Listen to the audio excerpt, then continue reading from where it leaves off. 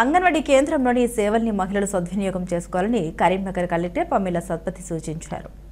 కరీంనగర్ జిల్లా మానకొండూరు మండలం అన్నారం గ్రామంలో శుక్రవారం జరిగిన గ్రామ సభ కార్యక్రమానికి జిల్లా కలెక్టర్ పమ్మిల సత్పతి ముఖ్య అతిథిగా హాజరయ్యారు. ఈ సందర్భంగా ఆమె మహిళా శిశు సంక్షేమ శాఖ ఆధ్వర్యంలో నిర్వహిస్తున్న అంగన్వాడీ కేంద్రాలను సద్వినియోగం చేసుకోవాలని కోరుతూ ముఖ్యంగా గర్భిణీ స్త్రీలతో పాటు చిన్నారులకు కేంద్రం ఆధ్వర్యంలో అందజేస్తున్న సౌకర్యాలను వినియోగించుకోవాలని కోరారు. ఈ కార్యక్రమంలో ఐసీడీఎస్ సిబ్బంది, అంగన్వాడీ కేంద్ర నిర్వాహకులు హాజరయ్యారు.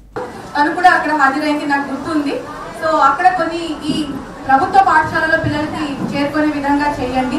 కనీసం ఒక 8 కానీ 10 తరగతి వరకు వాళ్ళు అక్కడ చదవాలి. అమ్మాయిలు అయితే తప్పకుండా మీరు కేజీబీవీలో ఇంటర్ వరకు ఉన్నది, గురుకులంలో ఇంటర్ వరకు ఉన్నది.